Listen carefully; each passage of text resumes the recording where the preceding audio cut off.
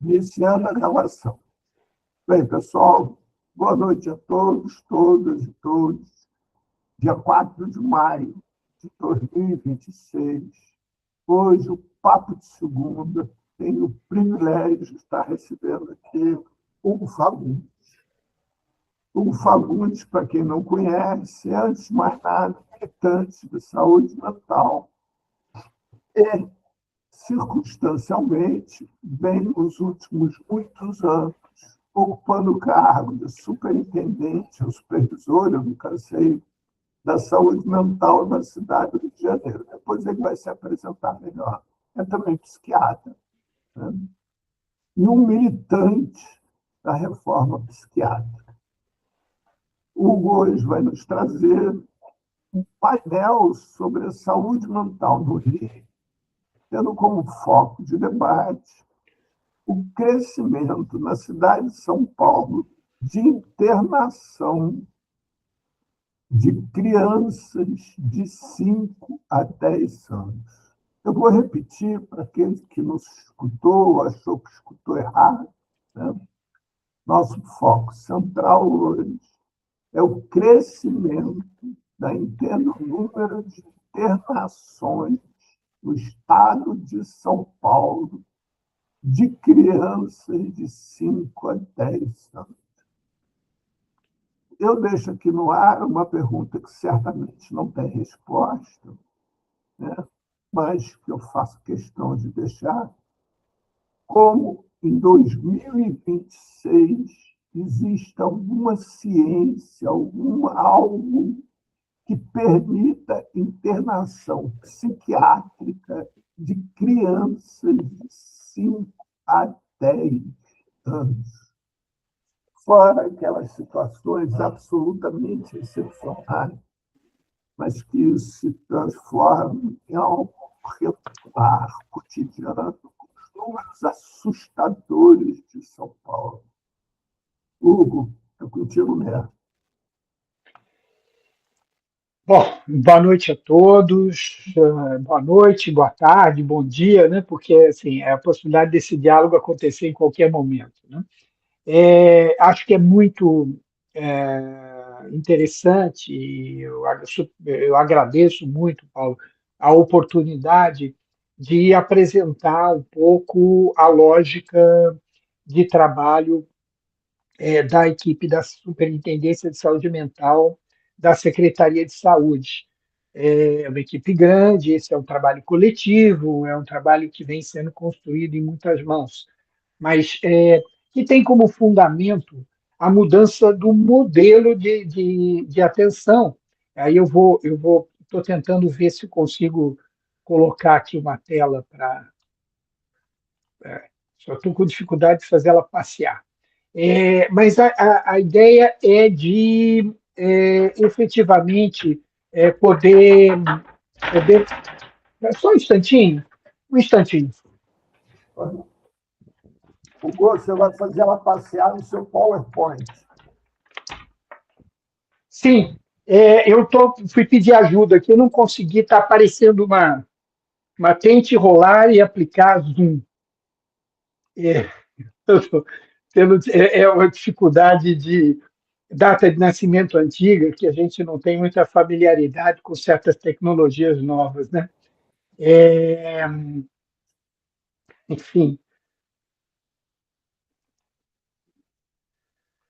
Ai, ai, ai, ai, ai. Mas eu vou falando para vocês enquanto eu vejo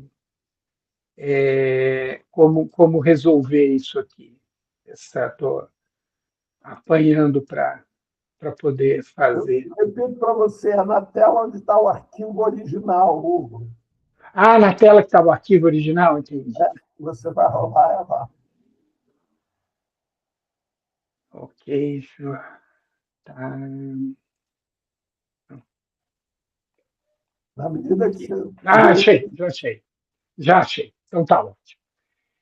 Então eu dizia para vocês que a grande questão e vocês estão vendo? Estão, né? Sim, Então, agora perfeito, ótimo. O nosso esforço foi mudar o modelo, de sair do modelo hospitalocêntrico, que 90, né, o Rio de Janeiro tinha mais de 5 mil leitos psiquiátricos, eram 13 hospitais psiquiátricos contratados, e no final dos anos 90, nós municipalizamos os 3 hospitais federais, o Pinel, o Engenho de Dentro e a Colônia Juliano Moreira, né? E tivemos oportunidade de desmontar essa estrutura toda, né? Hoje a gente tem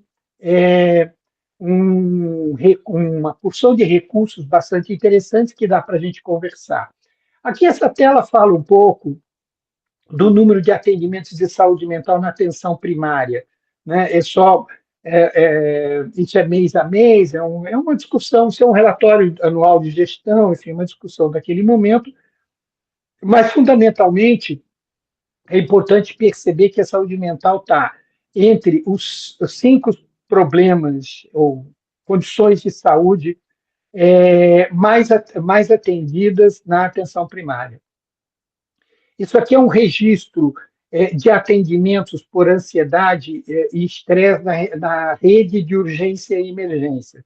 Nós estamos fazendo um estudo, o Centro de Investigações Epidemiológicas está fazendo um processo de análise, trabalhando com processamento de linguagem natural, quer dizer, ele entra no prontuário eletrônico e destaca situações e faz o compilamento disso. Por exemplo, a gente está trabalhando com tentativas de suicídio, e ele depois nos dá isso em relação nominal, né, por serviço, por pessoas, com endereço.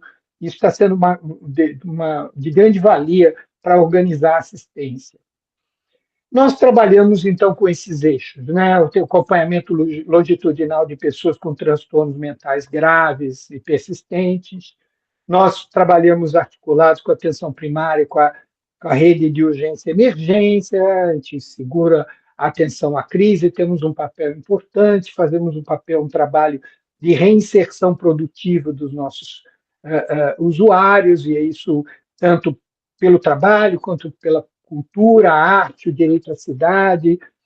A gente trabalha com populações vulnerabilizadas, a gente tem um universo considerável de pessoas que vieram dos hospitais psiquiátricos nos serviços residenciais terapêuticos, e nós temos um papel importante no acompanhamento da infância e da adolescência, que eu acho que é o nosso ponto. Aqui um pouco a dimensão da nossa rede.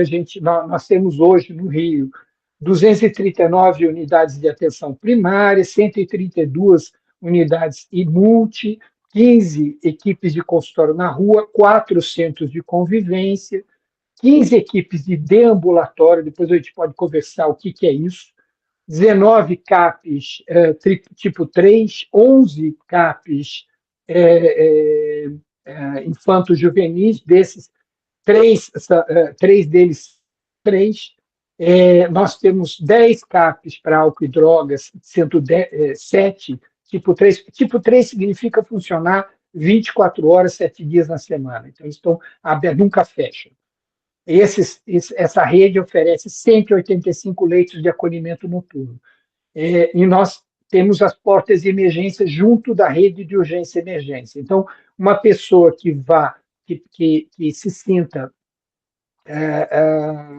num quadro de angústia, de ansiedade, ou está ouvindo vozes e precisando de ajuda, ela, os familiares podem levar a um serviço de emergência, digamos, o SER Realengo, o SER Barra. Esses serviços funcionam 24 horas, a equipe de saúde mental tem leitos de suporte, mas a porta de saída deles são preferencialmente os leitos de acolhimento dos CAPs. Então, fundamentalmente, é para os CAPs que acompanham. Temos 16 unidades de acolhimento de adultos, né? Ainda 49 leitos de saúde mental e 143 leitos de psiquiatria. Esses leitos de psiquiatria estão distribuídos entre o Instituto Felipe Pinel, que ainda é municipal e deve, no decorrer desse ano, se transformar no Hospital Geral, o Instituto de Psiquiatria da UFRJ e o Centro Psiquiátrico Rio de Janeiro, que é da Secretaria de Estado, na Praça da Harmonia. O Rio de Janeiro tem 98 serviços residenciais terapêuticos, com 563 pessoas sendo acompanhadas por eles, e 6 equipes de reinserção produtiva. Isso aqui é uma coisa importante, porque, na verdade, nós temos o maior programa de residências terapêuticas do Brasil. São Paulo tem 63 residências, no Rio tem 98. Na verdade, fundamentalmente, porque fomos tributários de um processo de asilamento de pessoas, né? Assim, foram anos de pessoas sendo colocadas em cativeiro e a gente precisou investir muito na reinserção dessas pessoas na vida cotidiana. Aqui fala um pouco da cobertura de CAPES, acho que o que é importante é a referência, né? O Rio tem uma cobertura de 0,83 serviços, né? O ideal seria ter um serviço por 100 mil habitantes, tem 0,83. A gente está acima da cobertura nacional, embora, né, abaixo da cobertura do Estado e a cobertura da região Sudeste, de uma maneira geral. Seguindo aqui os seus serviços, um pouco o detalhe dos centros, eu acho que assim, é fundamental entender que há um investimento enorme de qualificação do trabalho. Eu acho que, então, dentro da página da Secretaria de Saúde, é possível de ter acesso a uma porção de documentos estruturantes que descreve como é que funcionam a lógica dos serviços, do andamento dos serviços. Os serviços estão sendo um investimento importante do ponto de vista físico, essas são imagens do investimento realizado em 2025, tem outros acontecendo nesse momento, mas a gente, na verdade, tem como um marco importante a existência de um prontuário eletrônico público desenvolvido, né, pelo IPLAN Rio, junto com a equipe da Secretaria de Saúde, da Superintendência de Saúde Mental, e que no ano de 2025, no final do ano de 2025, nós contávamos com 66.522 pessoas. Isso quer dizer que essas pessoas são acompanhadas por todos os CAPs, todos os serviços, né? Com a exceção dos 2 serviços que estão fora da rede, que é o CAPS universitário, que é o CAPS Infanto-Juvenil ligado ao IPUB, que é o CARIM, e o CAPS UERJ, que é um CAPS universitário ligado ao UERJ, mas que deve entrar agora, em 2026, para utilizar esse prontuário também. Esse é um prontuário que é web, uma vantagem que me permite ter acesso às informações do meu celular, assim, permite um serviço poder ter acesso ao qual o acompanhamento que está sendo feito num outro local, quando muitas vezes o usuário migra e procura acompanhamento em outro ponto da rede. A gente aqui, são números que acho que não vale a pena, são meio passados, mas é fundamental visualizar o seguinte: nós temos uma um marcante trabalho de registro de raça-cor, porque agora, hoje, o prontuário não permite fechar o seu cadastro de pacientes novos se não tiver raça-cor descrita pelo próprio usuário, que na verdade esse é o ponto que a gente entende que é fundamental.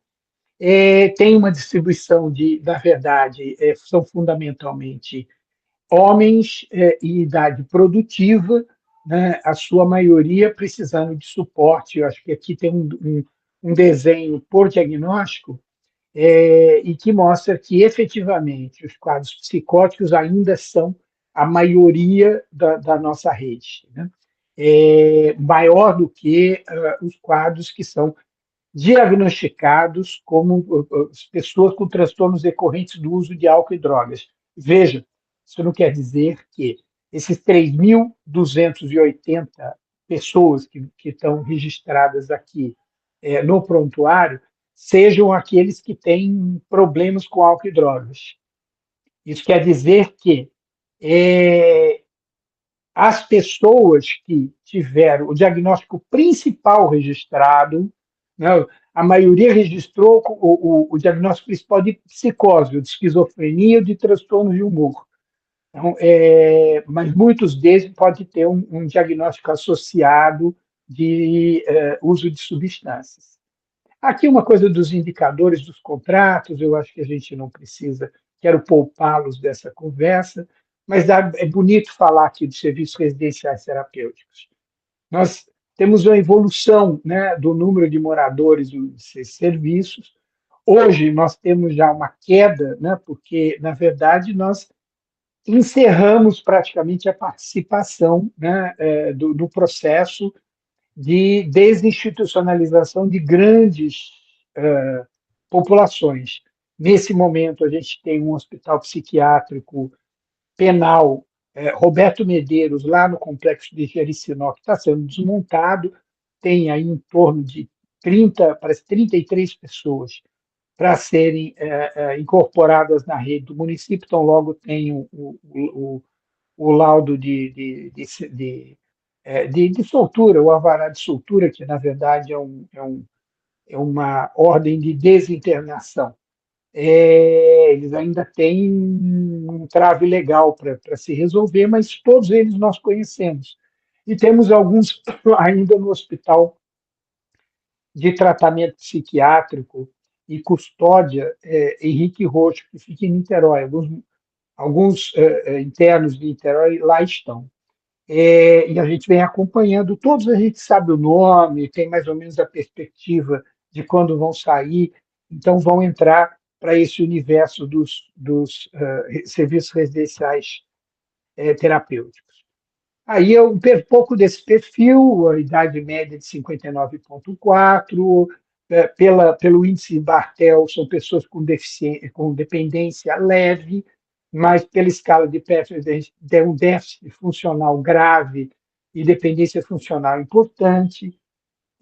Nós temos dos moradores, 23 moradores, que estão fora do requisito da portaria dos serviços residenciais terapêuticos, que não são egressos de hospitais psiquiátricos, mas são pessoas, são pacientes sendo acompanhados dos serviços há muitos anos, com quadros graves, que perderam sua referência familiar e foram para a rua. E a gente vem trabalhando na inserção dessas pessoas nessa rede de serviços. Tem uma taxa de ocupação de 95%. É muito interessante porque o investimento é na vida, né? A gente vê nessas duas fotos, né, de baixo, a inferior esquerda, por exemplo, essas duas senhoras tinham como projeto, elas têm bolsa, elas recebem a Bolsa Rio. O Rio de Janeiro é a única cidade do Brasil que tem uma lei que oferece uma bolsa de um salário mínimo para aquelas pessoas que viveram mais de 2 anos internados da data da lei para trás, uma lei municipal de 2002, e 2 salários mínimos para aqueles que retornaram para a família. Então, essas senhoras, elas têm um recurso próprio, estão acompanhadas, e interessante que a gente trabalha com projetos de vida. E o projeto de vida das duas era conhecer o Hotel Copacabana Palace. Então, esse é um dia que elas vão tomar um café no Hotel Copacabana Palace. Projeto delas. Enfim, e a gente ajuda a viabilizar. Então, temos uma estrutura grande de suporte das residências, porque são 26 coordenadores técnicos para esses 98 serviços, né?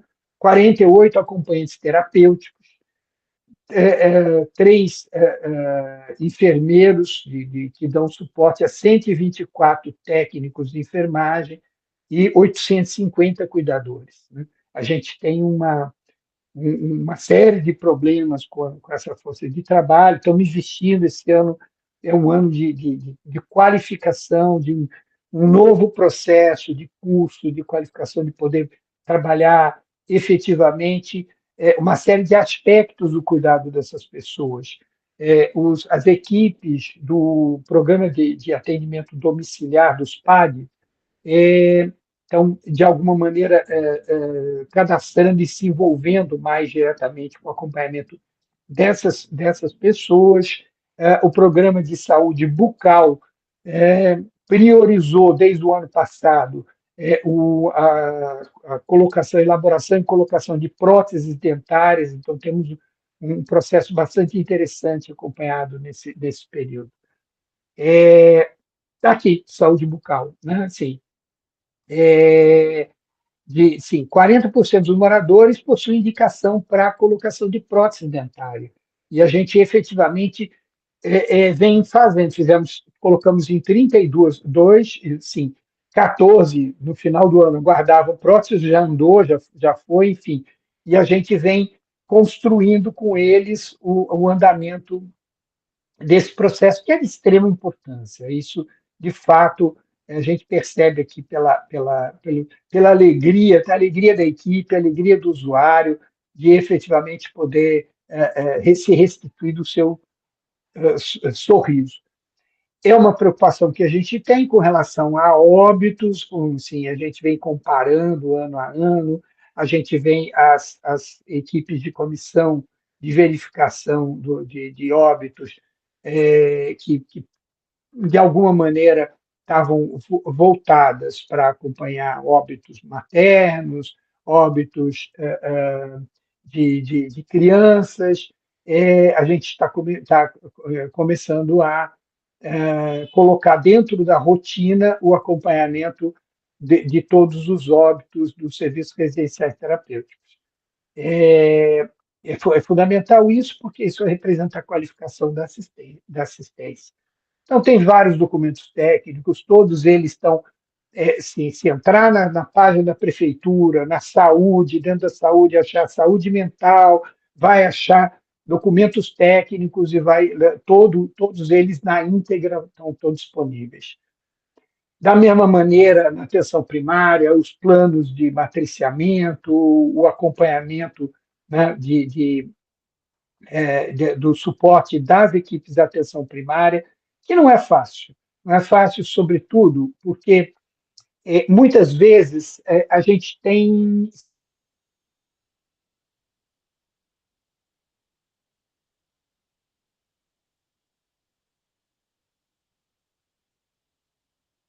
a gravidade a ponto desses usuários se identificarem no acompanhamento nos CAPs, porque, na verdade, são pessoas que têm um transtorno mental não tão severo, mas muitas vezes de difícil manejo na atenção primária.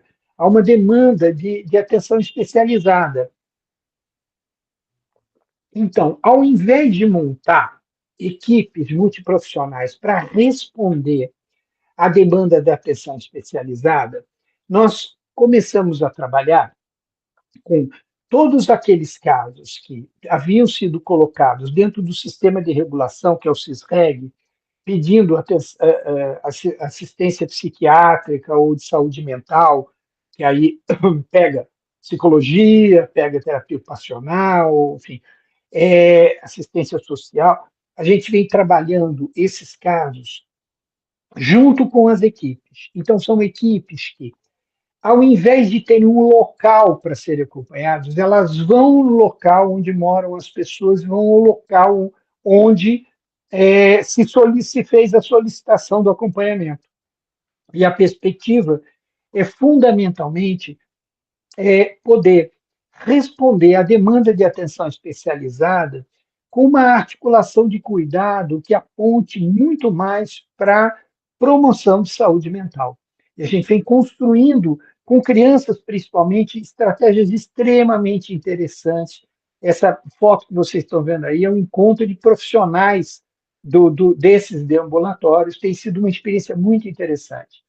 O nome vem de uma brincadeira de um psiquiatra, um xiste de um psiquiatra português que dizia que os brasileiros inventaram o ambulatório que não deambula, que o sujeito fica sentado e os pacientes é que têm que vir. Nós montamos equipes multiprofissionais que vão onde os pacientes estão. Essa é a ideia, e aí um pouco o que acontece, como é que eles vão trabalhar, eles vão trabalhar nos espaços os mais variados possíveis.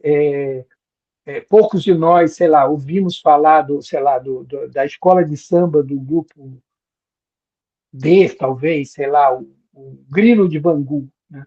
É um espaço excelente, onde a gente faz atividades coletivas com crianças, né, na Zona Oeste, por exemplo. E é uma resposta que a gente tem para efetivamente poder atender essa demanda de atenção. Mas vamos ao nosso foco principal, a atenção à infância. A grande questão é que nossa perspectiva foi, desde o início, fechar os serviços de internação de crianças e adolescentes. Foi uma das primeiras atividades que tinha. Eu tive uma experiência de anos atrás, que existia um hospital psiquiátrico privado em Jacarepaguá, que era a Clínica das Amendoeiras, que era um hospital psiquiátrico infanto-juvenil, né? Quando eu fui pela primeira vez, eu deparei com o fato de que as crianças cresceram, mas as camas não. Os espaços eram absolutamente inadequados para aqueles adolescentes enormes, alguns com mais de 18 anos, que permaneciam vivendo em cativeiro, uma proposta absolutamente esvaziada de sentido. Foi importante, muitos desses estão dentro do serviço residencial terapêutico, então são pessoas que foram abandonadas nesses locais, então são hoje clientela do serviço residencial terapêutico, vivem na comunidade, saem, tem projeto de vida, tem um plano de terapêutico singular, né, um projeto montado com a participação deles, exatamente para poder trabalhar com a perspectiva de garantir um mínimo de qualidade de vida para essas pessoas, se é possível, seja possível indenizá-las, né, do que a sociedade fez, né, ao retirá-las do convívio social prematuramente, perder a infância, perder a juventude, perder os dentes, perder os amigos, perder as referências, enfim, e viver num ambiente que é absolutamente inóspito, de relações violentas, de baixa capacidade de comunicação, de afeto, enfim. De fato, a lógica do manicômio é uma lógica muito, muito cruel. Então, efetivamente, a gente investiu no sentido de tirar essas crianças que estavam institucionalizadas. E isso foi algo de 20 anos atrás. Foi um esforço muito grande para isso, sendo que, acho que em torno de 2016, se não me falha a memória, 2015, 2016, nós fechamos a enfermaria infanto-juvenil do Nise da Silveira, que era a última que existia na rede, né? E passamos a oferecer leitos nos CAPs infanto-juvenis. Detalhe, CAPs infanto-juvenil, que funciona em 24 horas, não existe na descrição de serviços do Ministério da Saúde. Agora que o Ministério da Saúde está discutindo instituir esse tipo de serviço, em que pese o fato de que eles existem em Campinas, em Porto Alegre, em Curitiba, em Belo Horizonte, enfim. O Rio de Janeiro não foi o primeiro serviço montado de CAPS infanto-juvenil 24 horas. A gente veio depois, inclusive. Mas a gente montou uma estrutura bacana, que assim, cada um desses serviços tem 4 leitos, nas quais a criança ou adolescente necessariamente fica com algum acompanhante, ou da família, ou do conselho tutelar, ou do serviço que o acompanha, porque, veja, os leitos dos CAPCIS não servem só para os seus usuários, servem para a cidade, são 12 leitos oferecidos para a cidade. que lida com situações de tentativa de suicídio, de situações de intoxicação por álcool e drogas, de situações de condutas violentas, de surtos psicóticos agudos. A gente consegue acompanhar em 2, 3, 4 dias, com suporte intensivo dentro desse serviço, tirar a pessoa a criança ou adolescente dessa situação e seguir no acompanhamento contínuo, sem precisar desse processo de internação. Então, elas não existem, nem mesmo nos leitos de hospital geral. Nós temos, no Rio de Janeiro, enfermarias de hospital, de enfermaria de saúde mental em hospital geral. A gente já vai olhá-las na frente, mas eu posso descrever para vocês. Temos a Ilha do Governador, no Hospital Evandro Freire, temos em Santa Cruz, no Hospital Pedro II, nós temos em Jacarepaguá, no Hospital Rafael de Paula Souza.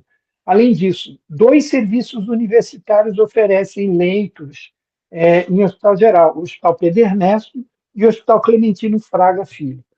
Então, esses serviços, eles atendem principalmente aquelas situações em que o sujeito tem um quadro clínico grave, importante, né, e tem uma condição clínica, psiquiátrica também, que muitas vezes geravam dificuldades, assim, barreiras de acesso para o cuidado integral dentro da atenção hospitalar.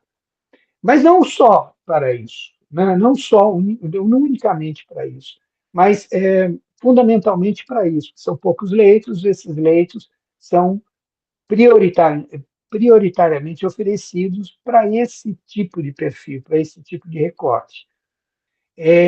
Nós não temos leitos psiquiátricos ou leitos de saúde mental em hospital geral e em hospital pediátrico para crianças ou adolescentes. Nós temos os CAPSIs que acompanham, que acolhem, são 12 leitos para a cidade, e, quando for o caso, eventualmente, alguma criança ou algum adolescente que esteja internado dentro de um leito pediátrico, ou de um hospital especializado, de um hospital pediátrico, ou de uma enfermaria de pediatria, de um hospital geral, os CAPSIs, as equipes CAPSIs, vão lá acompanhar, vão lá em loco oferecer o acompanhamento.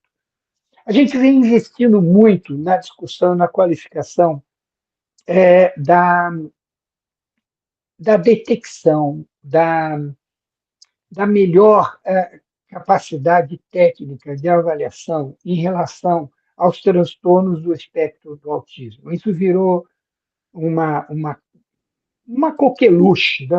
Algo, né, das últimas décadas, né? Uma década e meia, mais ou menos, um investimento muito grande do capitalismo moderno, né? Seja pela venda de terapias, seja pela perspectiva de montagem de serviços especializados ou de venda de cursos super especializados, caríssimos, para investir no acompanhamento de crianças com problemas graves no seu desenvolvimento infantil. E vejam, opa, eu tirei daqui sem querer. Essa tarefa é uma tarefa que tem uma linha tênue entre a reabilitação, entre a fonoaudiologia, a própria fisioterapia, a neuropediatria. Então, de certa maneira, há um esforço grande de lidar com a fila de pessoas aguardando a avaliação para um diagnóstico, para fechar um diagnóstico de TEA. A gente trabalha um protocolo conjunto com a atenção primária e, efetivamente, a gente consegue fazer um processo de acompanhamento desses casos para que se possa fechar o diagnóstico em 4 a 5 semanas e, efetivamente, seguir acompanhando. 60% dos casos voltam para a atenção primária. 40% dos casos ficam com os CAPSIs, embora isso não corresponde às pessoas com diagnóstico de autismo, porque, na verdade, ficam nos CAPCIs das condições de vulnerabilidade maior. Inclusive, muitos com diagnóstico de autismo vão, sim, se beneficiar mais do acompanhamento no equipamento do SED-TEA, que são serviços de reabilitação, e aí tem investimento importante de reabilitação intelectual, de reabilitação neurológica, e acho que a gente vem conseguindo avançar bastante nisso.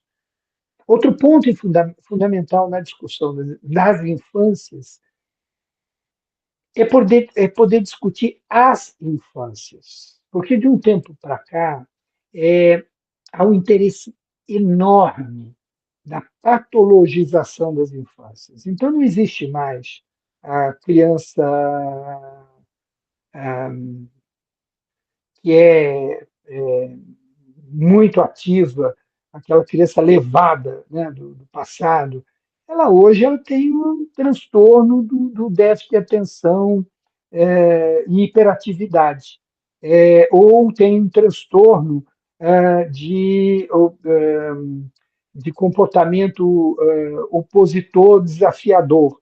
Tudo tem um termo, um transtorno que define um diagnóstico, que define, e creiam, diagnóstico psiquiátrico é uma forma dos profissionais poderem criar maneiras de comunicação que permitam dar inteligibilidade para a observação de cada profissional em cada momento. E mais, ele é uma fotografia, ele é de um momento, ele é o momento que eu descrevo. Ele não é uma condição que defina que patologicamente um contexto, não há uma estrutura de verdade instituída, né, em cada diagnóstico colocado. O diagnóstico ele é uma impressão momentânea e que permite a comunicação entre os profissionais.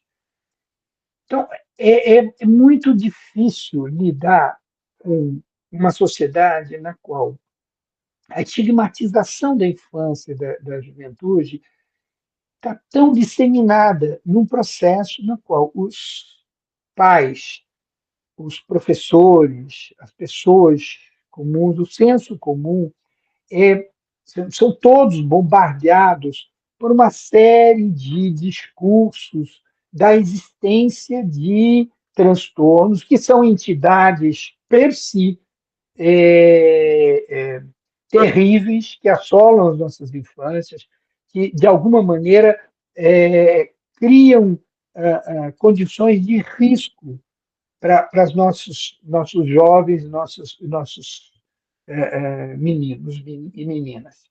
Veja, há uma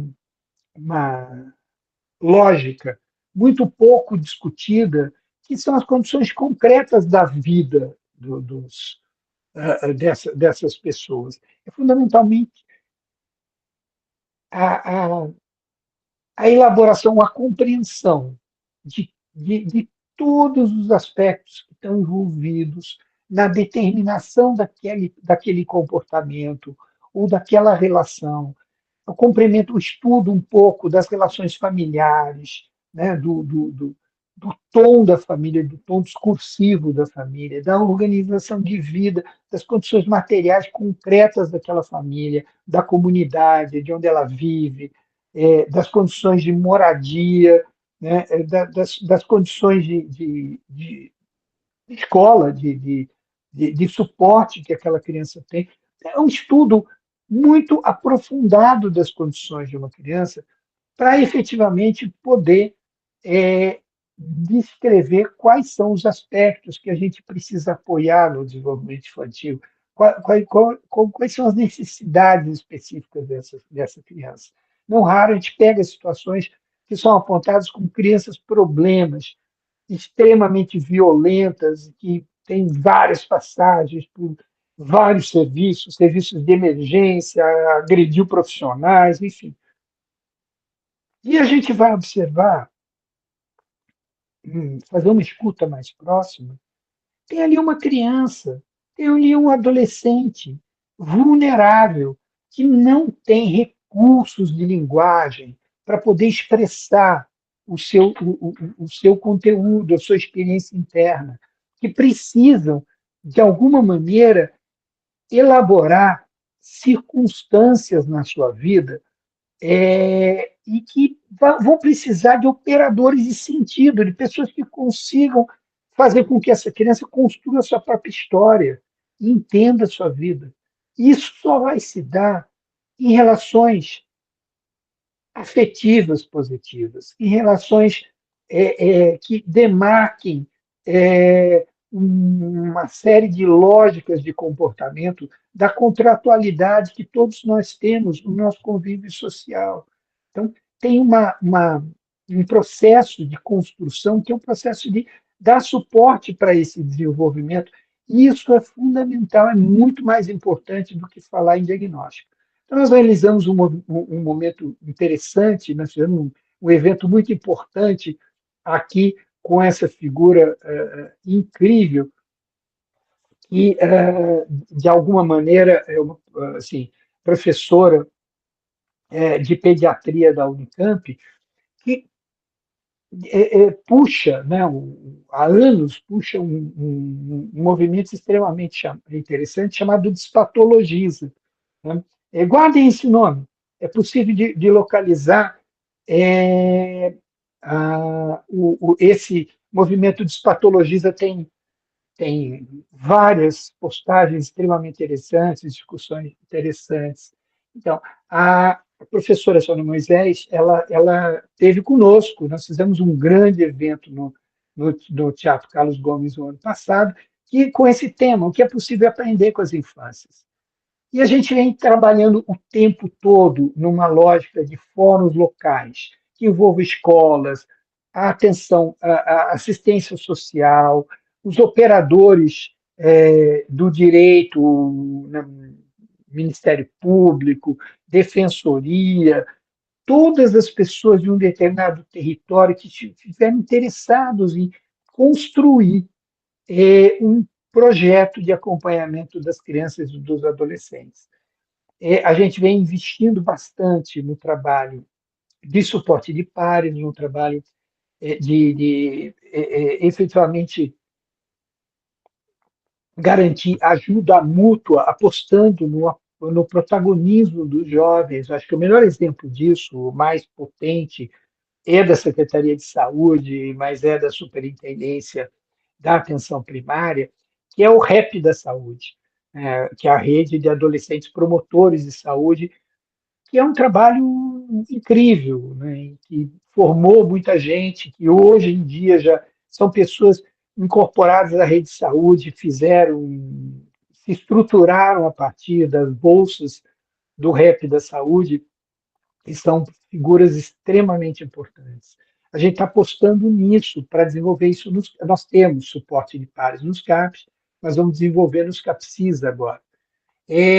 Um pouco, assim, outro aspecto é o trabalho, o acompanhamento de adolescentes no DEGASE. Né? Assim, a gente tem um trabalho lá dentro que a gente poder entender que os adolescentes que cometeram ilícitos e com isso foram privados de liberdade é de fundamental importância para que a gente possa, por exemplo, reconstruir relações humanizadoras, relações socialmente civilizadoras, porque a gente precisa poder garantir cidadania para esses jovens. Se a gente tem alguma perspectiva de que eles não vão ser, na verdade, massa de reprodução de um exército de criminosos. Assim, a gente não, se a questão é poder efetivamente lidar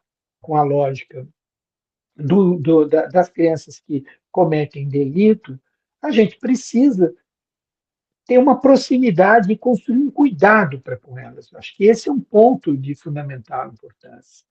Então, o outro aspecto é esse do autismo que eu estava falando para vocês. Atenção à crise, aí tem uma imagem de um quarto, né, do CAPES Ernesto Nazaré, né? Ele tem duas características interessantes nessa imagem para comentar, é que os quartos são ornados com estruturas de partituras de músicas do Ernesto Nazaré. E é só uma observação que o que parece na janela, que alguém outro dia comentou numa foto dessas, que eram grades, não são grades, né? São venezianas, verticais, né? Esses quartos são estruturas bem cuidadas, são quartos climatizados, extremamente interessante.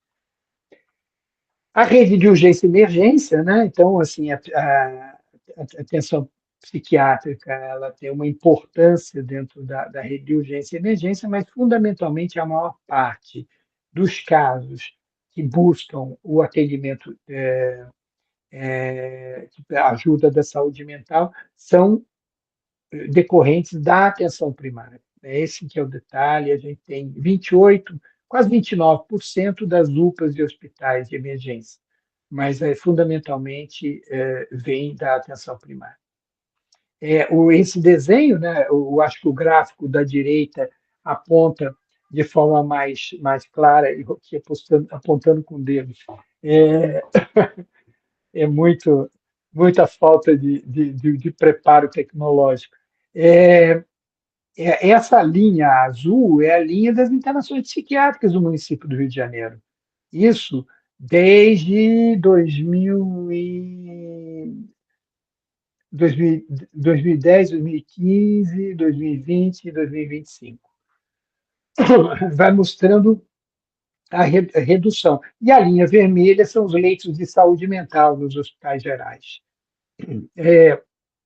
O desenho do gráfico à esquerda, né, fala do número de acolhimentos noturnos nos CAPs e o registro da atenção à crise realizado pelos CAPs. Né? Então, fundamentalmente, a gente vem trabalhando, qualificando o trabalho com urgência e emergência, procurando acompanhar. A gente, de alguma maneira, na plataforma do Rio, os leitos estão lá colocados, eles estão disponibilizados e são visíveis. Qualquer um pode entrar na plataforma e ver, não vai ver o nome da pessoa que está internada, porque é uma lei da proteção de dados, né?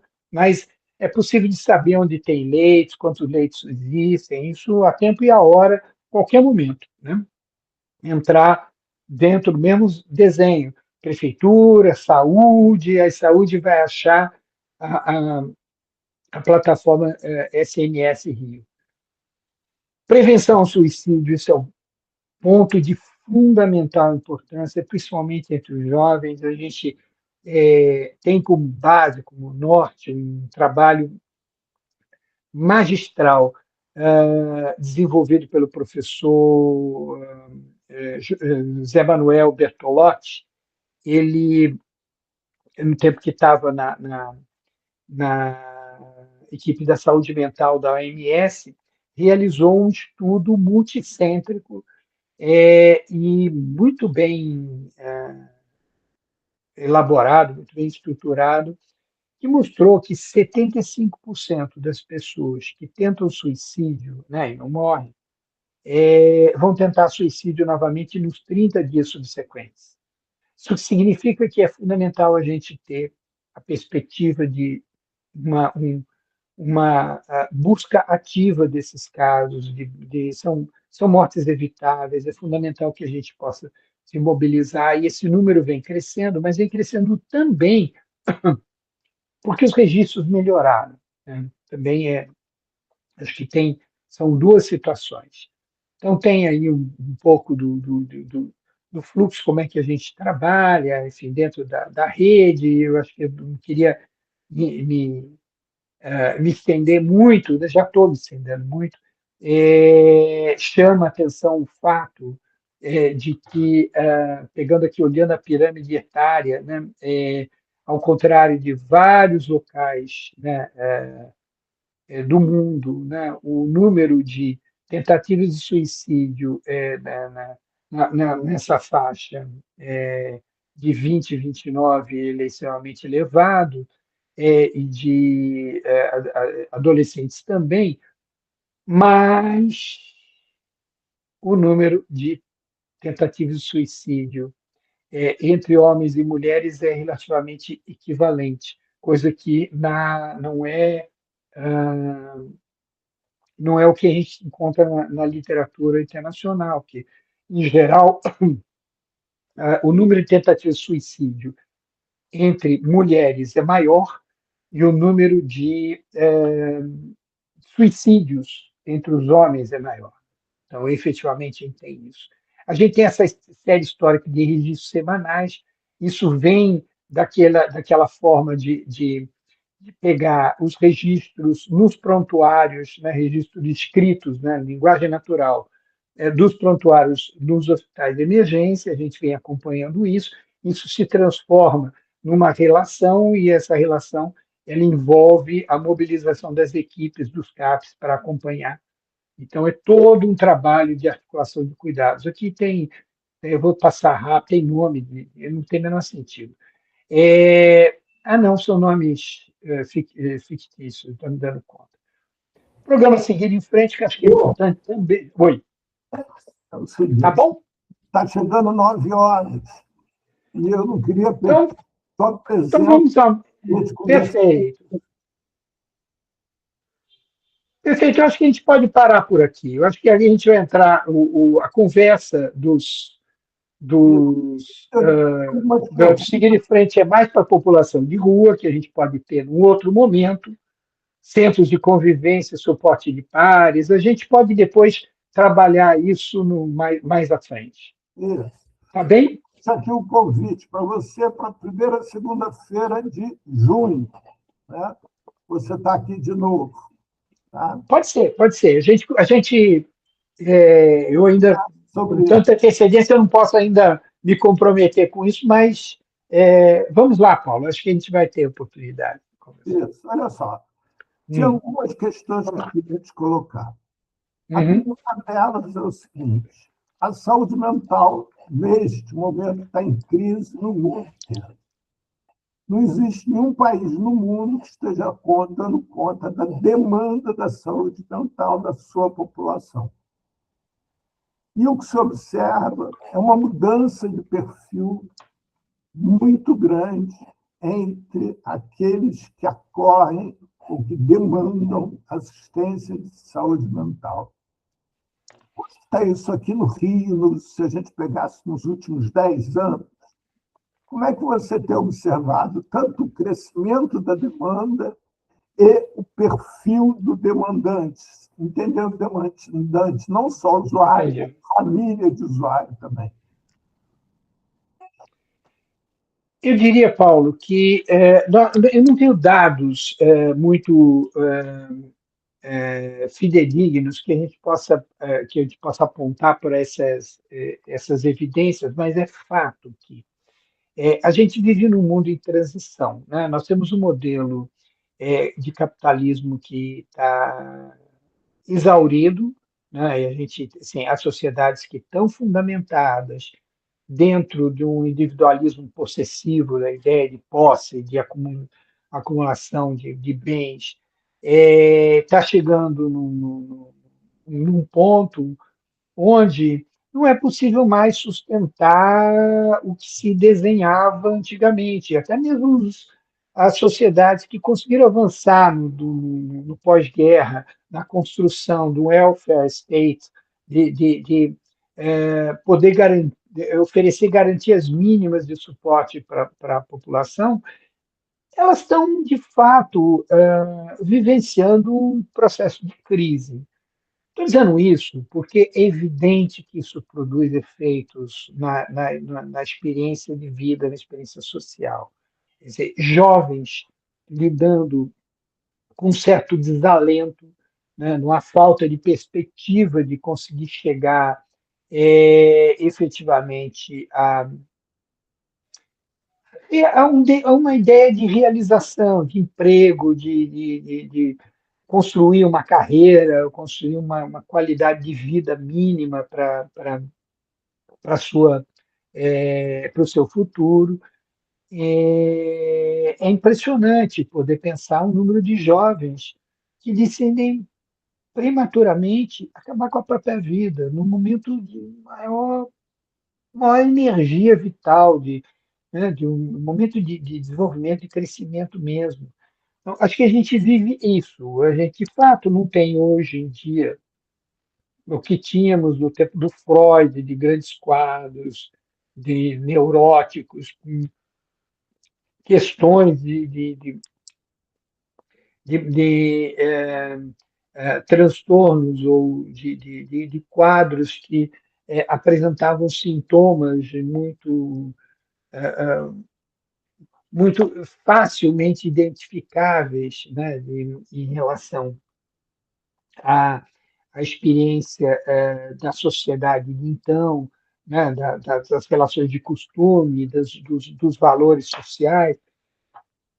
Isso se modificou. Isso, hoje é muito difícil lidar com um psicótico que não use drogas, né? É muito difícil de lidar com uma pessoa que esteja numa situação de vulnerabilidade, que não esteja em sofrimento psíquico. Uma pessoa que esteja na rua, eu posso dizer que 100% das pessoas que estão nas ruas, dormindo nas ruas, tem um grau de sofrimento mental, de um sofrimento psíquico. Sofrimento, não estou falando de transtorno.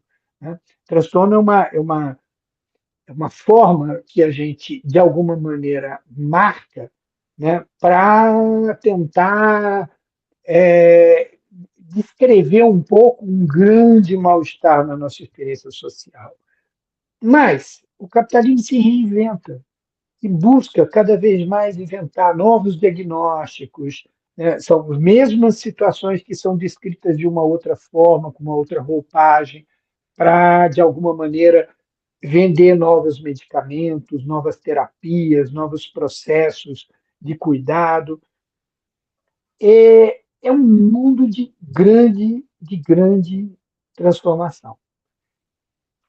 O que eu posso falar sobre assistência em saúde mental, atenção psicossocial pública nesse país? Primeiro que o SUS como dizia o Arouca, né, o grande projeto civilizatório, né, pós ditadura militar, né, a grande conquista do processo de reconstrução do país a partir do processo constituinte de 88, a perspectiva de minimamente descrever condições mínimas para viver, para instituir uma sociedade que tivesse um mínimo de justiça social, que pudesse diminuir a desigualdade. Muitos dos intentos, dos objetivos, foram em vão. Sobrou, sim, uma das grandes conquistas, não sobrou, não é bem a palavra, mas assim, acho que até de alguma maneira se destaca nisso tudo o SUS, o Sistema Único de Saúde, pelo seu caráter universal de atendimento integral em todas as condições de saúde, pelo seu compromisso de equidade, pela perspectiva de participação comunitária, pela perspectiva de se organizar em âmbito local, hierarquizado a partir da atenção primária. Isso tudo é extremamente importante, é uma conquista do povo brasileiro. Hoje incorpora tecnologias, algumas tecnologias de ponta, não são só tecnologias leves, mas também medicamentos de alta complexidade, procedimentos de alta complexidade, o acompanhamento. O Brasil teve uma experiência incrível no acompanhamento pelo Sistema Único de Saúde para os soropositivos de HIV, o tamanho gigante do programa de imunização brasileiro, o tamanho gigante do processo de acompanhamento dos transplantes dentro do Sistema Único de Saúde, do câncer, tudo isso subfinanciado. Um problema da assistência de saúde pública no Brasil é, fundamentalmente, prioritariamente, um processo de subfinanciamento. Óbvio que temos muitos equívocos na adoção de modelos que são, de alguma maneira, perdulários, que de alguma maneira, não valorizam os recursos existentes, tem controles falhos, tem abre perspectivas para se perder recursos a partir da má gestão, da má versação desses processos. Acho que a gente tem muitos problemas para corrigir dentro do aparelho do Estado, né? De toda a estrutura do Estado. Mas, inegavelmente, é um programa extremamente importante. Para que a gente consiga construir e ter maior sensibilidade, e estar mais próximo dessas sim, pessoas que vivem um processo em crise, de crise ou de sofrimento, é necessário que a gente possa tirar a saúde da crise do seu subfinanciamento, da crise da falta de resposta, pela perspectiva, por exemplo, de você não ter o repasse dos entes estaduais na composição do orçamento do Sistema Único de Saúde. A Constituição de 88 esclarece claramente, deixa extremamente demarcado que o Sistema Único de Saúde ele é para ter financiamento solidário. Muitas vezes ele tem o financiamento solitário, porque fundamentalmente os municípios comparecem com uma carga muito grande dos seus recursos próprios, alguns recursos até que são de repasses do governo federal, mas que poderiam compor outras lógicas de política pública se a gente tivesse, de fato, a participação efetiva do ente estadual no financiamento. Não é uma experiência muito boa no Brasil, mas é uma experiência nada republicana no estado do Rio de Janeiro. O estado do Rio de Janeiro é um exemplo péssimo de como a estrutura do Estado consegue se furtar da construção, de bancar um projeto como esse. Gente, eu estou falando demais, desculpa. Paulo, vai me dando. Olha só, fecha, por favor, o compartilhamento para abrir mais a tua tela. Ah, sim, desculpa. É. Claro. Deixa eu ver aqui como é que eu faço. Fechou? Fechou. Fechou? Fechou. Espera aí, 2 minutos. Obrigado. Então, intencionalmente, né, eu vou te fazer uma pergunta absolutamente de cunho pessoal, mas que é intencional. Você está há muitos anos como superintendente de saúde mental da cidade do Rio de Janeiro. Uhum. O que motiva a pessoa Hugo Fagundes de aí permanecer? Paulo, olha só, eu desde que me formei, sempre me encantei pelo projeto do SUS. Veja, eu quando me formei, eu fiz a Faculdade de Medicina da Universidade Federal Fluminense. A UF sempre teve uma marca muito forte de trabalhar, de dar uma ênfase muito grande na saúde coletiva e na saúde pública. Eu tinha um interesse muito grande, desde jovem, em pensar alguns acompanhamentos de algumas situações de doenças infecto-parasitárias. Eu tinha interesse, né, específico na saúde pública, pensando no aspecto coletivo, né? Poderia ter derivado para qualquer uma das políticas, né, de acompanhamento da saúde pública, né? Passei um tempo da minha vida, inclusive, na gestão de um distrito sanitário do Rio de Janeiro, que é a P31. Foram 5 anos investindo lá, né?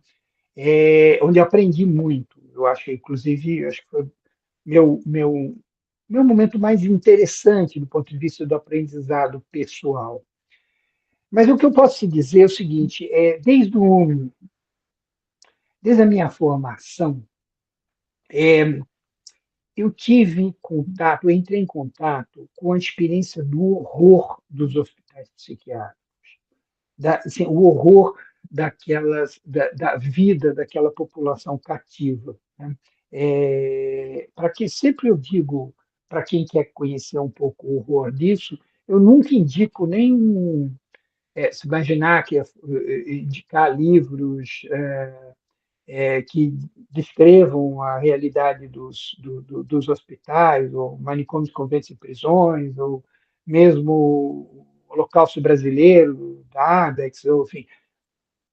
Eu sempre falo de um livro que eu achei dos mais terríveis que eu li na minha vida, que é o Ensaio sobre a Cegueira, do Zé Saramago, né?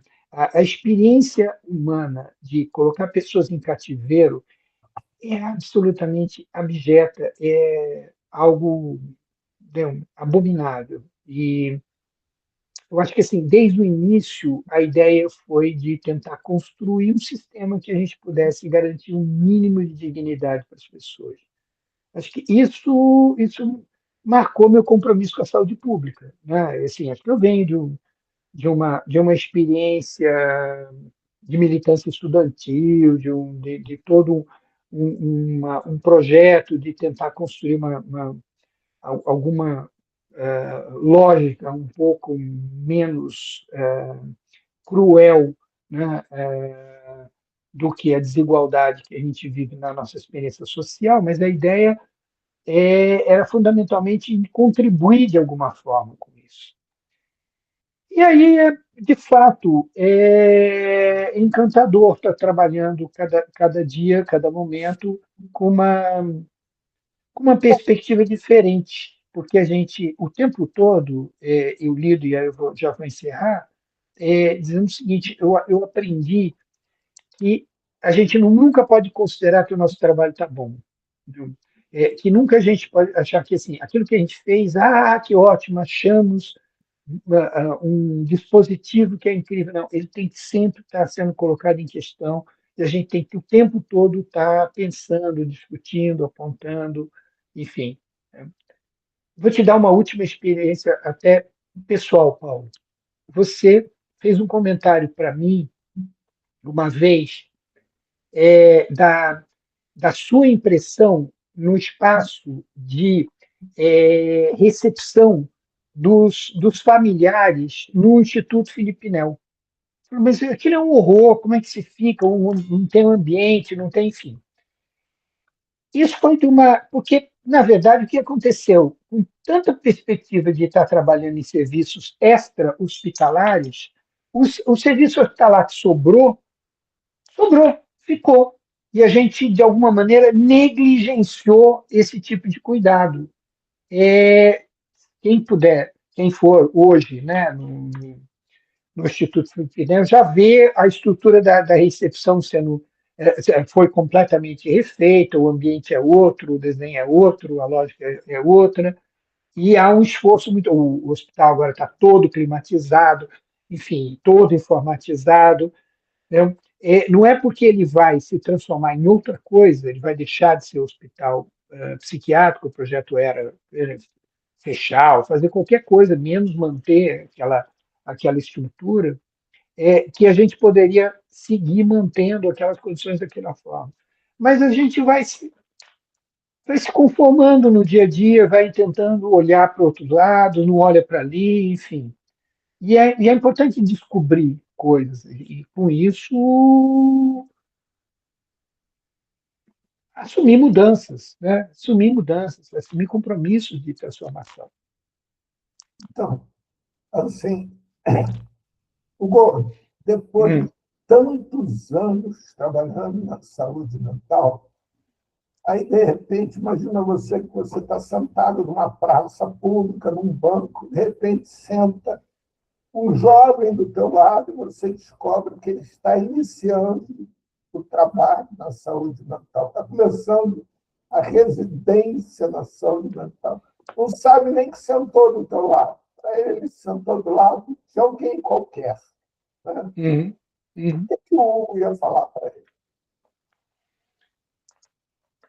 A primeira coisa que acho que é fundamental para trabalhar na saúde mental é poder ter disponibilidade para escuta.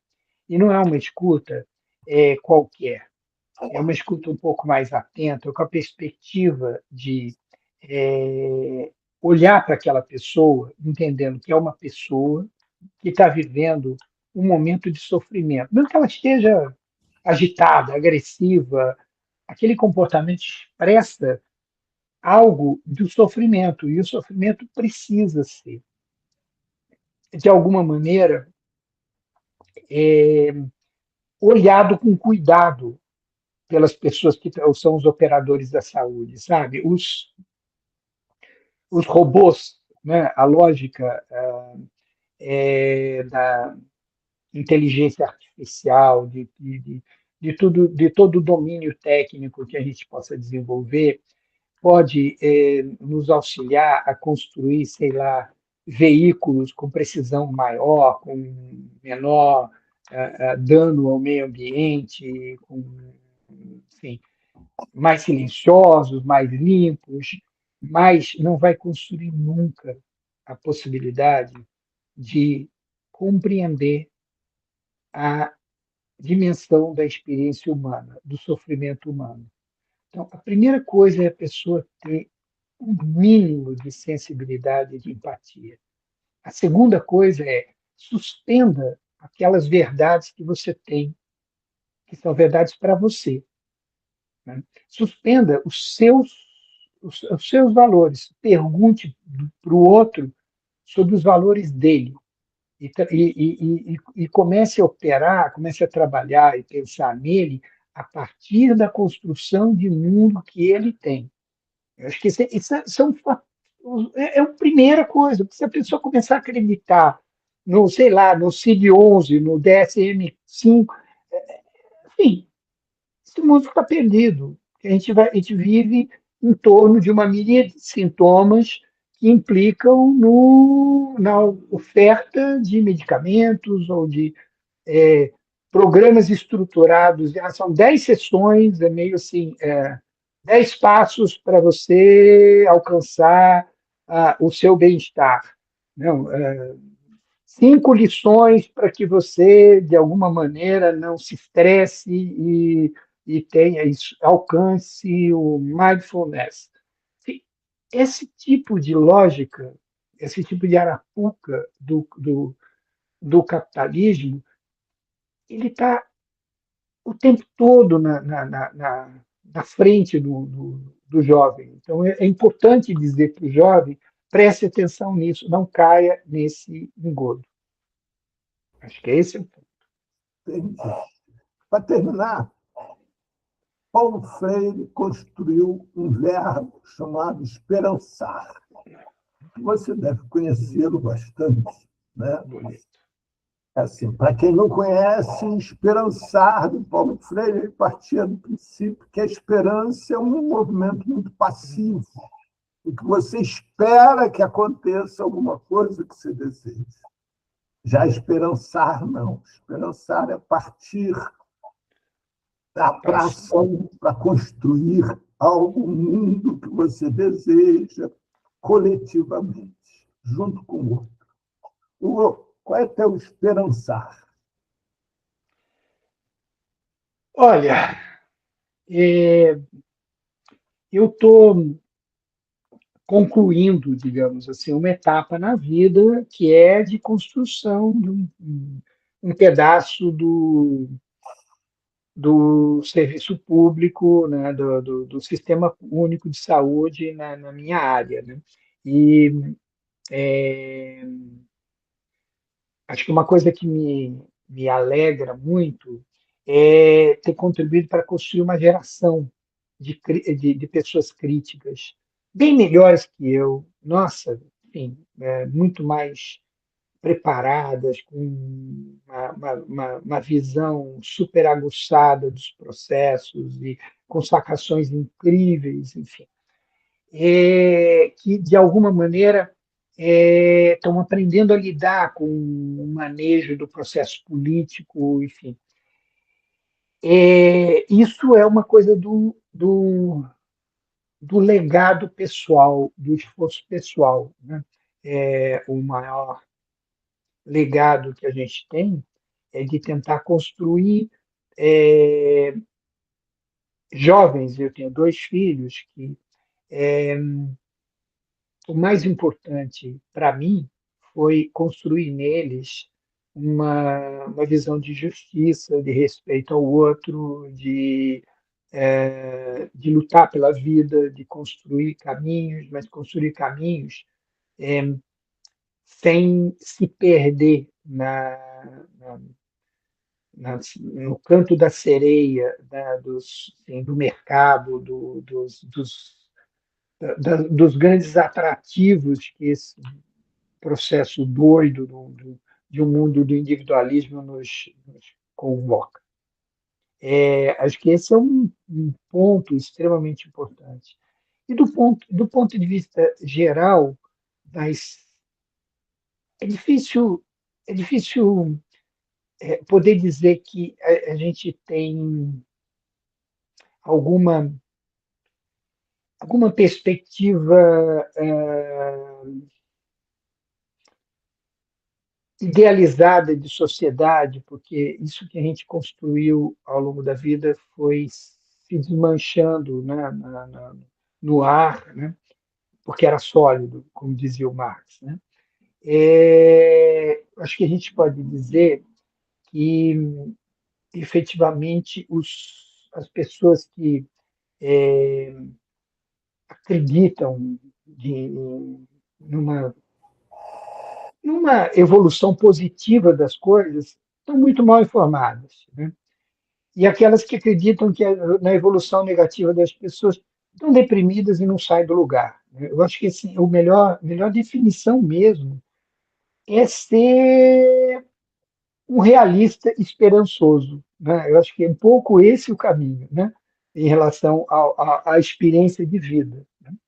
E que a gente tenha, dentro desse caminho, a possibilidade de viver mais um ciclo em breve, que não seja um ciclo de cinismo, de acesso de gente absolutamente desclassificada, desrespeitosa e voraz, né, ao poder, né? A gente não pode permitir que a lei da selva, né, preserve ou se preserve, se torne hegemônica dentro da experiência social humana, né? A gente precisa lutar sempre contra isso, embora essa força esteja aí, né? Os tiranossauros rex existem, né? Fala, Tabaco. Tabaco, você tem 1 minuto, porque ele tem que sair em 2 minutos, Tabaco. Seria bem rápido. Eu gostaria, assim, na vida profissional, o problema de saúde mental seria um problema de desequilíbrio coletivo quando se trata de crianças ou adultos. Seria um problema do grupo, como Jung falava, né, no inconsciente coletivo. É um desequilíbrio do coletivo, e a abordagem sua é sempre materialista ou às vezes foge um pouco para o mundo espiritual? Ou é só o consciente que vale? Veja, Tabaco, eu acho que assim, você coloca a questão que é a questão mais, mais pungente, né, do campo do sofrimento mental, né, porque é, a gente não tem uma materialidade, né, de uma dor gástrica, né? A gente tem uma dor que não se expressa em tecidos, né, que estão fisiologicamente alterados. A gente tem uma dor que se expressa numa série, num conjunto de valores que a gente construiu. Aí, assim, o que o Jung fala, né, do consciente coletivo, que ele fala do processo de compartilhamento coletivo, né, de valores, e experiências de vida, é extremamente importante, né? Mas também não é algo que, por si, responda a uma série de questões que nos inquietam. Afinal, o que faz que a gente, em algum momento, perca a alegria de viver? São os neurotransmissores, o que a gente encontra nas experiências de neuroimagem, são a expressão da tristeza, ou a gente fica triste porque aqueles núcleos ali neurológicos se desorganizam e não funcionam como a maioria das pessoas. Qual a relação entre o cérebro e a mente? Qual é a relação entre a nossa dor existencial, o nosso sofrimento, a nossa vivência do processo do envelhecimento, né? Do processo de perda de algumas das habilidades que tínhamos antes, mais jovens, num processo de transformação da nossa própria vida? Como lidar com isso? Como lidar com sentimentos que nos atravessam, às vezes alguns sentimentos muito mesquinhos? Uma criança pequena que de repente se vê frente a uma concorrência desleal de um bebê, irmãozinho, que nasce e que vai, por um tempo, tomar a maior parte do tempo disponível da mãe para com ele, posto que ele é mais vulnerável. Enfim, e como lidar com isso se a gente não tem elementos para poder significar? Então, eu diria o seguinte: essa experiência ela é coletiva, né? Voltando, né, ao que você propõe, ela é coletiva, mas ela é profundamente pessoal, profundamente singular de cada um. Tem aspectos que me fazem me emocionar com determinadas situações, que pessoas muito próximas, que viveram a mesma experiência cultural que eu, não, não têm esse registro. Sim, temos algo que é profundamente nosso. Se isso está determinado na nossa composição genética, na nossas, assim, nas nossas moléculas, na nossa organização neuromolecular, eu não sei dizer. Acho que assim é muito para minha cabecinha, entendeu? Mas eu tenho certeza que tudo isso faz parte. Tudo isso faz parte. Claro, assim, é extremamente agradável ler Jung, é extremamente agradável ler Freud. São pessoas assim, grandes escritores, inclusive, né? Freud escreve os seus pacientes e as suas conclusões de uma maneira extremamente brilhante. A leitura de Freud é uma delícia, né? Mas nada pode ser levado como a verdade absoluta. A Bíblia da vida está aqui. Não, não está. Assim, não está em lugar nenhum. Está dentro da gente, numa busca que a gente tem de lidar com os nosso desafio de pensar o conhecimento e buscar como entender a vida e como lidar melhor com a nossa vida, com a dor e com a delícia da nossa existência. Não sei se respondi, Tabacu. Eu acho que Só eu. voltou a abordagem materialista ou espiritual? Ah, sim, desculpa, eu me perdi nesse detalhe. É porque, na verdade, deixa eu te dizer uma coisa. É, eu tive toda uma formação espiritual, né? De ensino religioso, sou do interior de São Paulo, né? Enfim, tenho uma formação católica, até, de alguma maneira, uma boa imersão numa experiência pessoal, familiar, né? Com o espiritismo, com o kardecismo. Né? Mas hoje não há nenhuma compreensão imanente fora da minha vida, né? Que, que, me, que me conforte face ao desafio do entendimento das coisas. Né?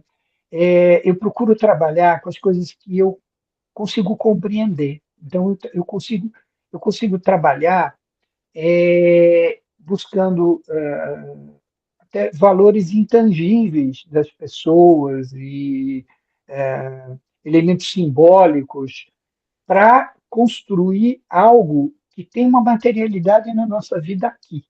Né? Eu não consigo, mal consigo dar conta dessa nossa dimensão. Né? Eu fico imaginando que, se existem outras, eu sou completamente incompetente para lidar com elas. Eu tenho dificuldade de lidar com a tecnologia, vocês viram aqui, enfim. Entendeu?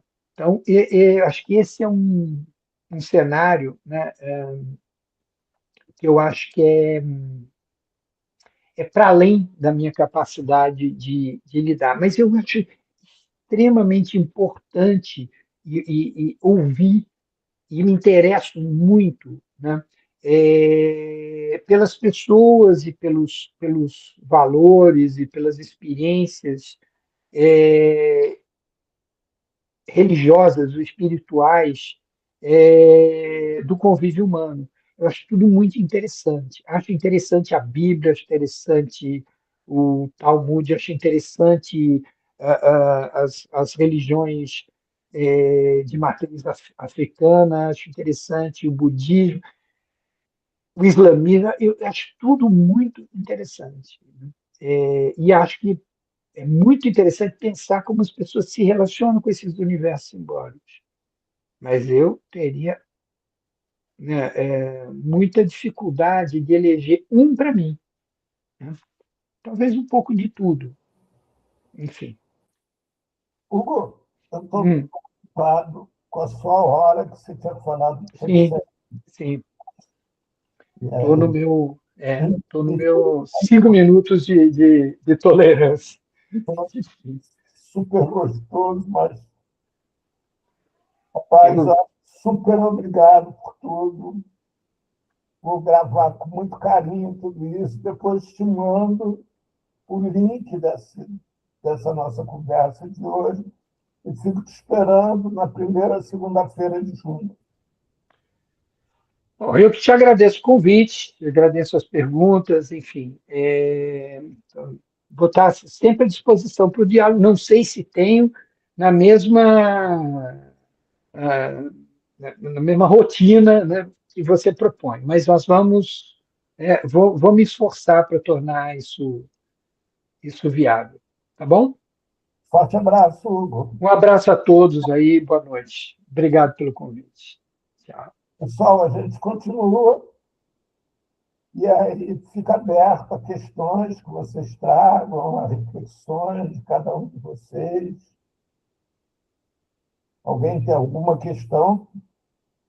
Alex, Esther, Alexandre, João, Hugo. Ah, Hugo não, Hugo está fora. Né? Vocês preferem, então, Oi, Paulo. Boa noite, gente. Cheguei um pouco atrasada, mas ainda peguei um pouco da transmissão do Hugo. E achei excelente. E me trouxe, enfim, várias reflexões, né? Principalmente sobre um pouco do que ele traz sobre essa questão da escuta, né? E também me fez refletir também como é que a gente está olhando e escutando, né? Muito, muito bom. Eu não conhecia ele, Paulo, e obrigada por nos dar a oportunidade de ouvi-lo. Então, eu acho que tem uma coisa que o chama atenção quanto à questão da escuta, que é a questão, por exemplo, quando a gente está pensando que o robô também é capaz de escutar, né? Um gravador também é capaz de escutar, mas aí está desprovido do afeto. Então, a escuta ela é muito importante na medida em que seja uma manifestação afetiva, mas ela é muito pouco importante e até, eu diria, inadequada se ela é algo vazio, algo desprovido de afeto, né?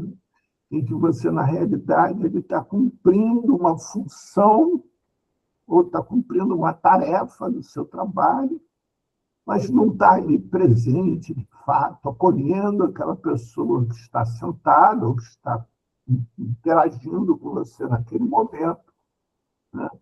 E, portanto, você o está escutando. Eu quero lembrar que, nesse tipo de relação, né, e principalmente no que a gente chama de atendimento, acolhimento do usuário da saúde mental, a escuta é feita com o corpo inteiro, não é feita só com uma parte dele, que são os ouvidos. É o corpo que escuta.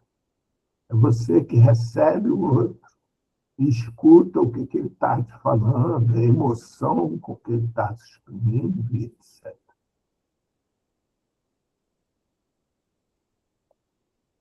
Sim, Tabacou.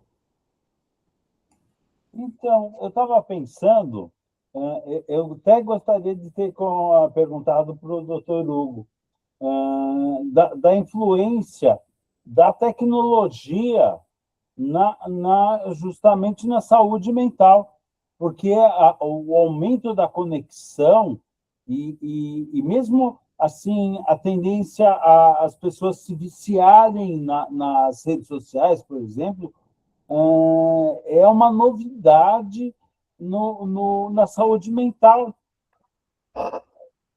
Então, se você puder dar um parecer para a gente, seria ótimo, Paulo. Então, não é bem uma novidade na saúde mental você ter na saúde mental uma relação com algo automatizado, né? Porque isso é o que eu estava me referindo, que o ser humano tem essa capacidade também de estar ali de corpo presente, mas completamente longe daquele momento, e, portanto, está como se fosse uma máquina.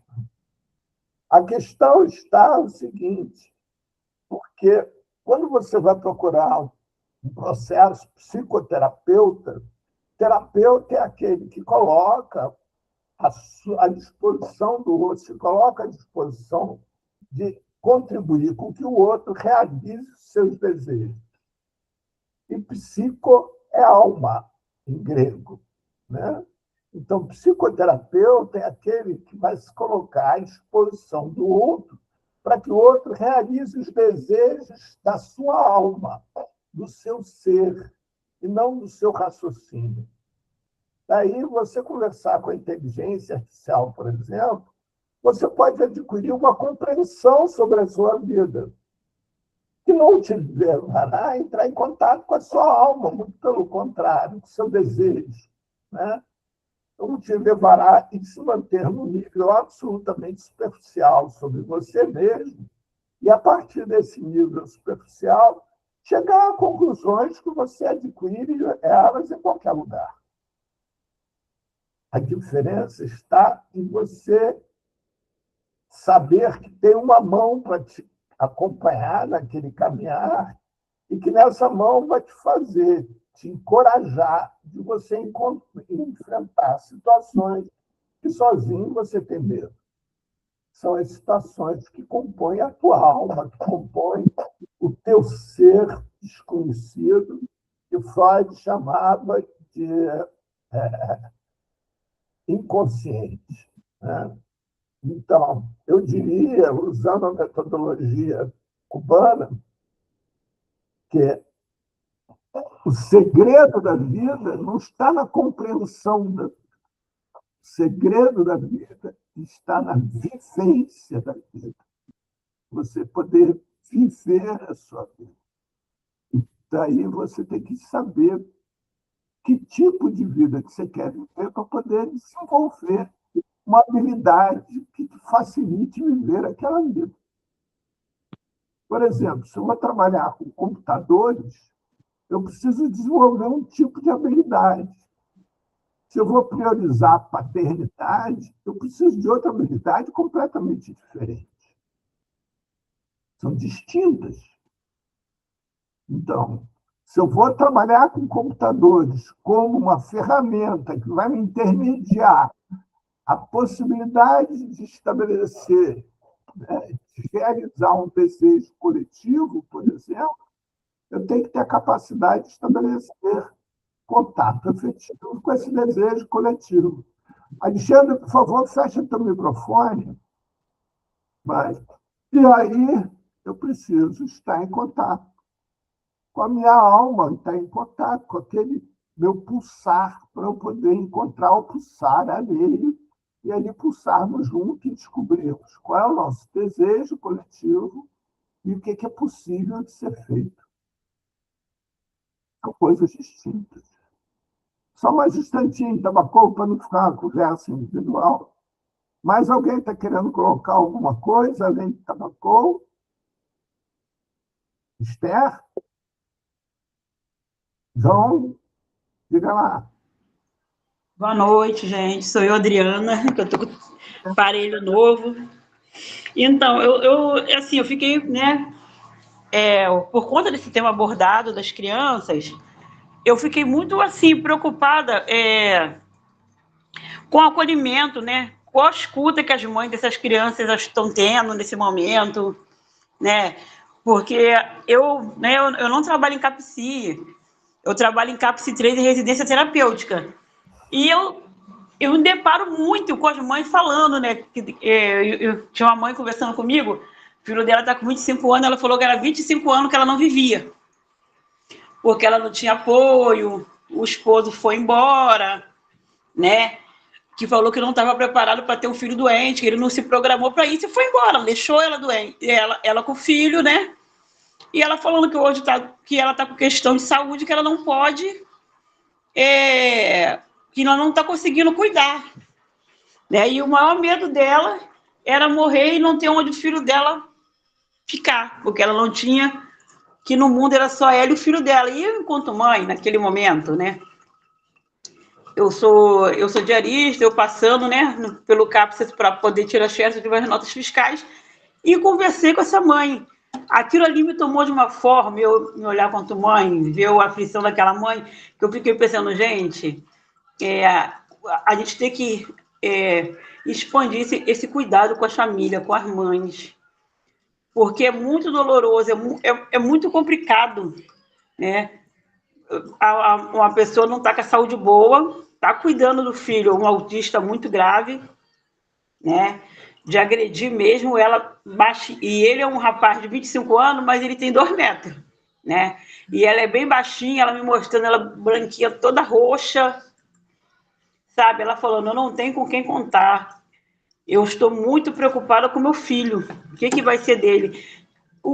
Como o serviço pode estar acolhendo também essas famílias, essas mães, nessas situações, sabe? Isso daí me deixou muito tomada.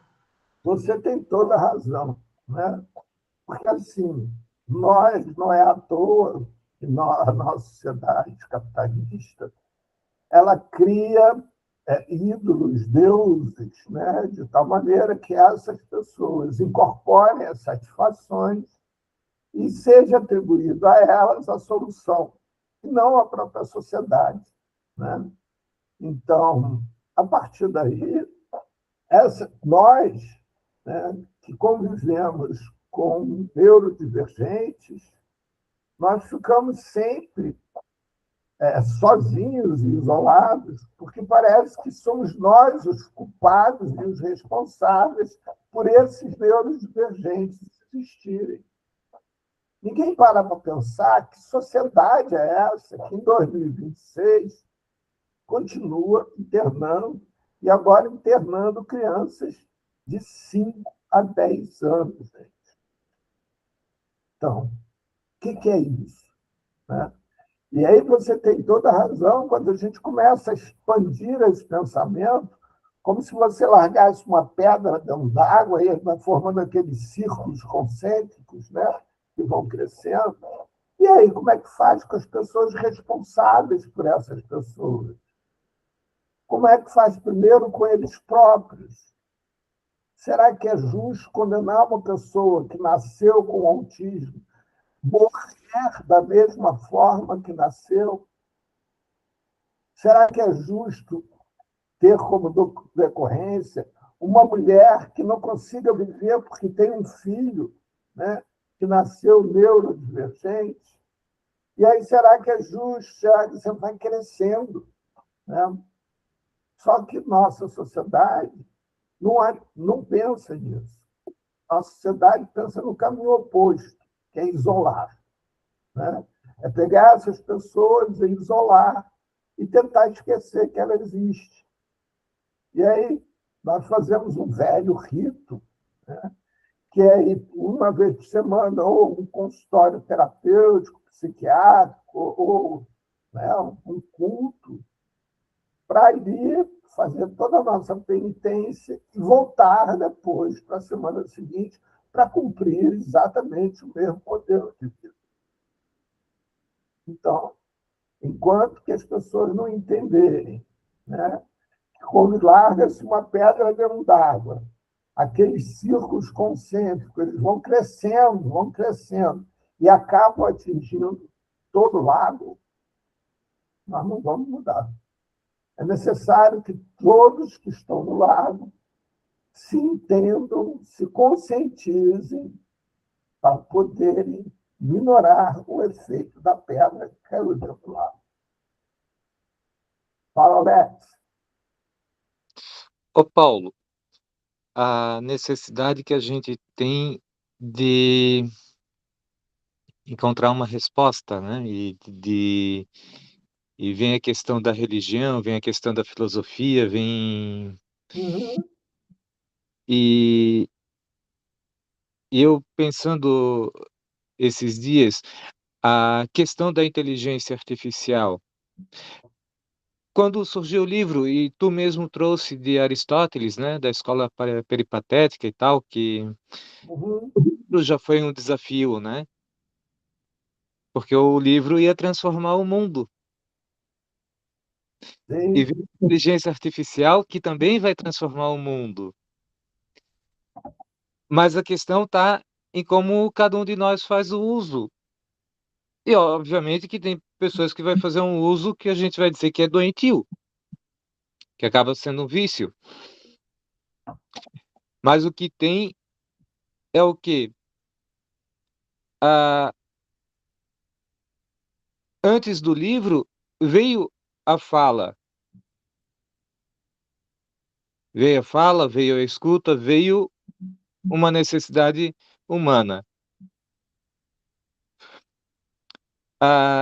O que acontece? Quando vem o livro, e hoje a inteligência artificial, ela amplifica isso. É ir preencher um relatório, ter que dizer o tom da pele, eu tenho que dizer que preencher lá no relatório que eu sou branco. Claro que tem a história do sofrimento das pessoas afrodescendentes, que a gente não pode negar. Mas tem que ir lá colocar que certas coisas que é só para preencher um formulário. Tem que colocar lá que a pessoa tem, eu tenho autismo, eu tenho esquizofrenia, eu tenho transtorno bipolar, eu tenho isso, aquilo, acolá.